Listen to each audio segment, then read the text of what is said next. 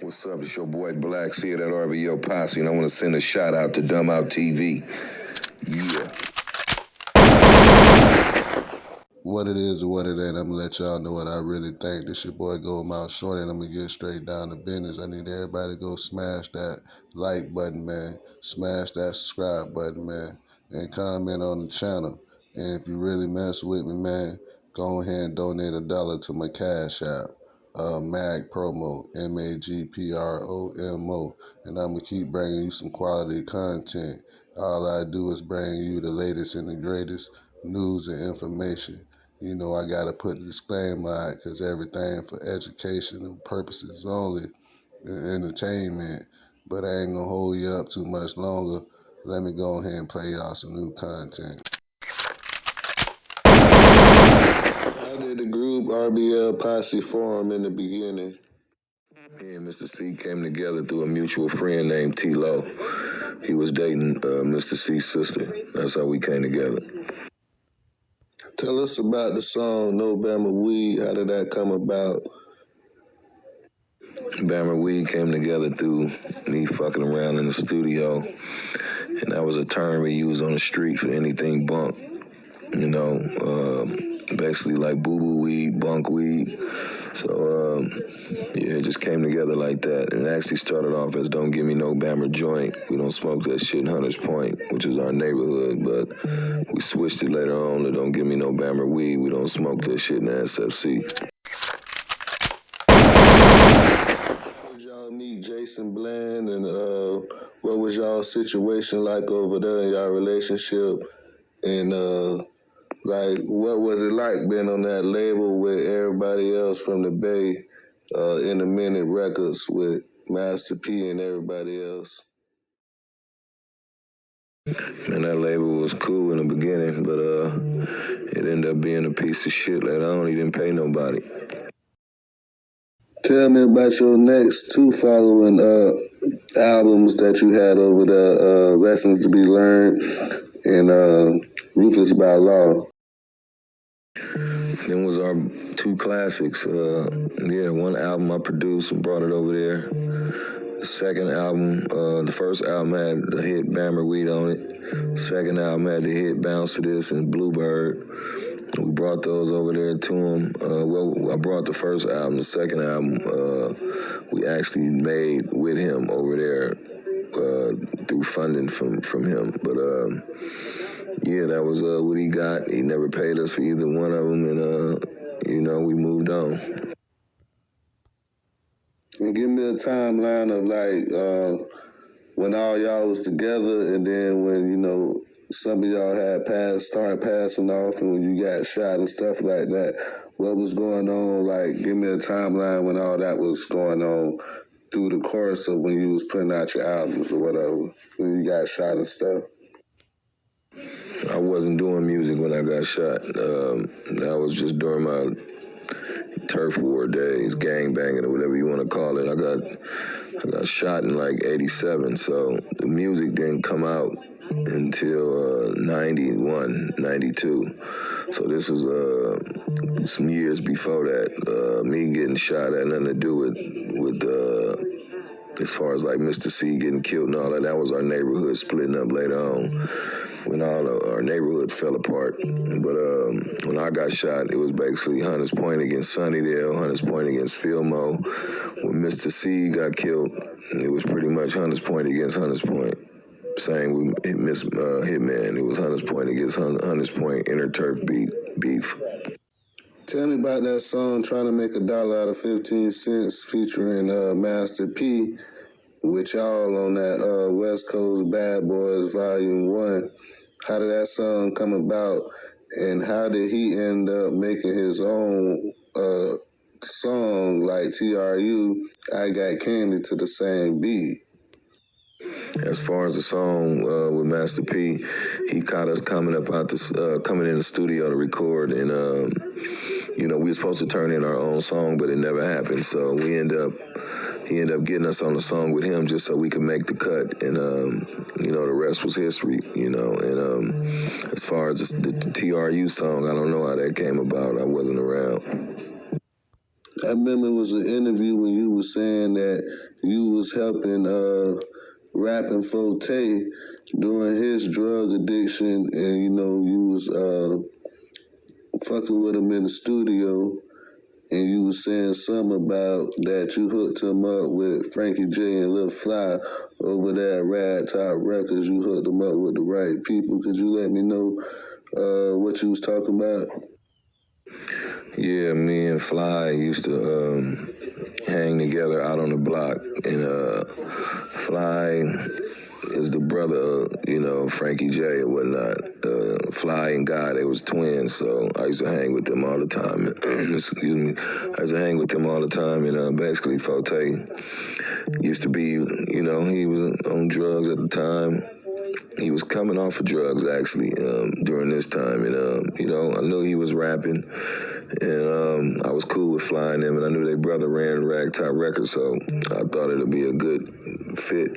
So I talked Fly into pretty much trying to take Forte over there to his brother and trying to make something happen. So all I did was middleman the situation and made them come together. And they made it happen. And, he started dropping them classics. For somebody that never been to Hunters Point, San Francisco, Bay Area, could you let us know, what's the difference between Oakland, Richmond, and all these different cities like Frisco and all that now? I just want to know what's the difference and which are rappers from different areas, Messy Marv and E40, your Spice Ones. What's so different about all the areas? Because I always hear people say the Bay Area, but I never really knew what was the difference between every little city inside of there. What makes Hunters Point different from the rest of the places? The Bay Area, it is the Bay Area. Ain't nothing different in the Bay, except, like you say, it's different cities. The Bay Area is Vallejo, where 40 of them from. You got Oakland, where you got certain rappers like Jay Stallin, Filthy Rich, all them dudes. In Frisco, where you got the Messy Marvs, RBLs, JT the Bigger Figures, the Larry Junes, or whatnot. The Bay Area is all the same, man. We are, this might be a little bit different swag from here to there. Richmond is a little bit different from Oakland. Oakland a little bit different from Frisco. Frisco is different from Vallejo, but we all rep the Bay Area, though. It ain't nothing too much different. And we all, pretty much, like I say, when we outside the Bay, we rep the Bay. When we in the Bay, we rep our particular cities, though. And also in Frisco is different sections, You got Filmo, which was JT, rapping Forte, and Messy Marv, and Hunters Point is on the other side. It's like having an east side, north side, south side, or whatever.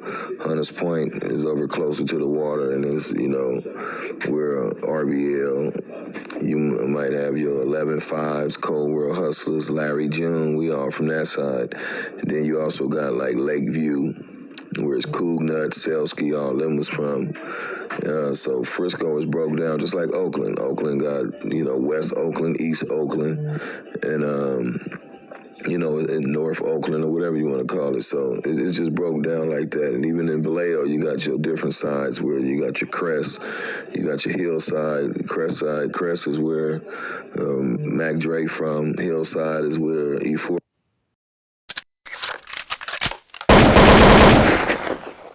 What you can tell me about DA from 3 Times Crazy and Booby from Big Block? Well, I don't know too much about BA. I just knew of him. I knew he was in 3 Times Crazy,